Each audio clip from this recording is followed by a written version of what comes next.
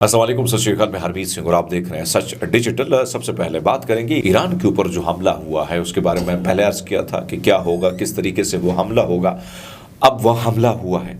क्या ईरान ने इसराइल के सिस्टम को डिफ्यूज़ किया है?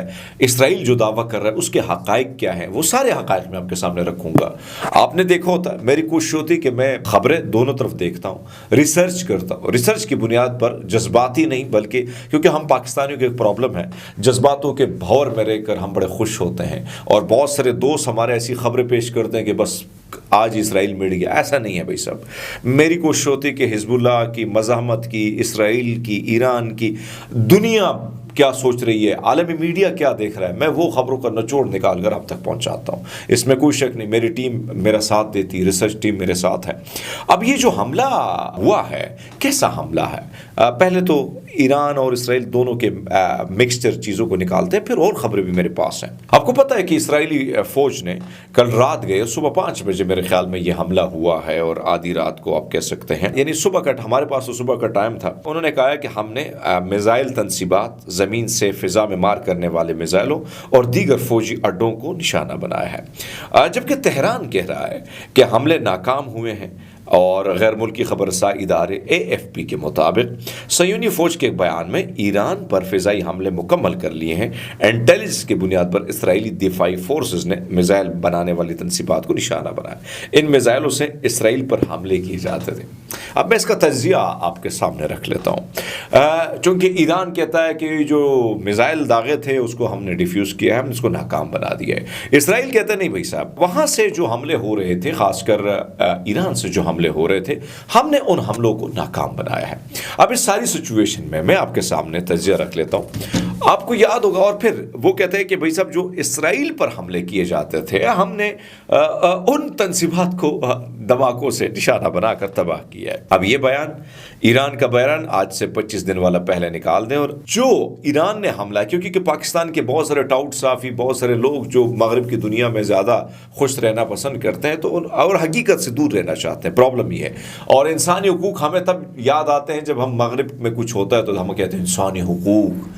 लेकिन जब इस वक्त 42,000 से ज़्यादा जानें गई हैं, शहादतें हुई, 1 लाख से ज़्यादा लोग ज़ख्मी हैं, उनके बारे में इनको किसी को इंसानी हुकूक दिखाई नहीं दे रहे। लेकिन जब ईरान ने हमला किया तो हमारे बहुत सारे सहाफ़ियों ने कहा कि तो ठुस ठुस हुआ है। लेकिन मैं वाहिद सहाफ़ी था शायद पाकिस्तान में जिसने बाकायदा विद एविडेंस आपको दिखाया था, शायद आपको याद होगा, कि SU-35 अड्डा उसको तबाह किया, 20 जहाज़ उसमें तबाह हुए थे।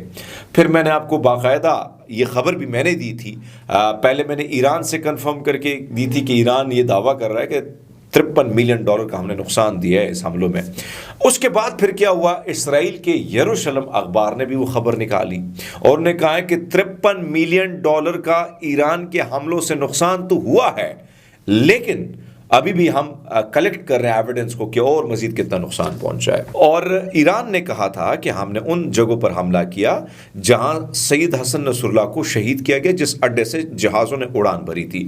अब SU-35 जिस अड्डे को तबाह किया वो वही अड्डा था जिसने सैयद हसन नसरुल्लाह पर उनको शहीद किया था। अब यहाँ पे बयान देख ले तो इसराइल भी ये बात कर रहा है। इस्लामी जमहूरिया ईरान के एयर डिफेंस ने सयूनी हमले को नाकाम बना दिया है। सयूनी मुजरिम और गैर कानूनी हुकूमत को इस्लामी जमहूरिया ईरान के आला ओहदेदारों की जानिब से पे दर पे इंतबात के बावजूद इस जाली हुकूमत ने कशीदगी बढ़ाते हुए तेहरान, खुस्तान, इलाम सूबों के बास फौजी मराकज़ पर जारियत की, जिसका मुल्क के जामिया फ़िज़ाई दिफाई निज़ाम ने मुकाबला किया और उनके हमले को हमने नाकाम बना दिया। बास जगहों पर इंतहाई महदूद पैमाने पर नुकसान पहुंचा है, जिसके बारे में तहकीकात जारी हैं।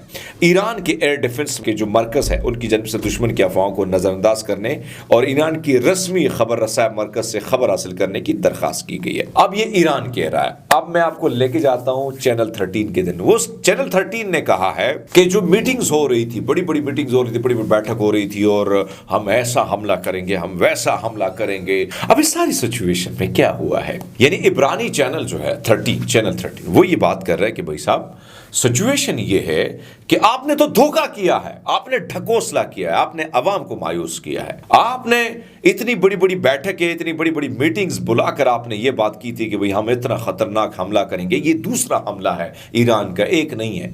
और आप उसको जवाब जो आपने दिया अपने ठुस ठुस ठुस ठुस जो दीपावली में लोग पटाखे फोड़ते हैं, आपने तो वो काम किया है। तो ऐसे में इब्रानी चैनल ने कहा है कि आपने हमें मायूस किया है।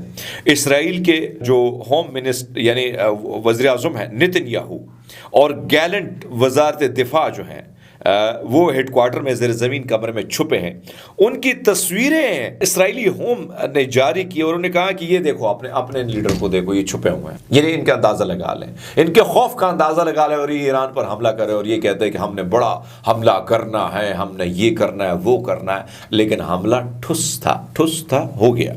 अब मैं आपको सामने थोड़ा सा, ये इब्रानी चैनल का दावा मैंने आपके सामने रखा। ईरानी न्यूज़ एजेंसी ने कहा है कि इसराइली जारियत को नज़रअंदाज नहीं किया जा सकता, ख्वाह इसकी कमज़ोर हो और इसराइल की तरफ इसको फैलाने की कोशिश क्यों ना की जाए। ईरान ने दुनिया पर साबित कर दिया है कि उसके दिफाई ताकत उसकी जारियाना सलाहियतों के बराबर है, जबकि इसराइल ने दिफाई और जारियत। अब ये खबर मैं आपके सामने इसका तज्जिया रख लेता हूँ।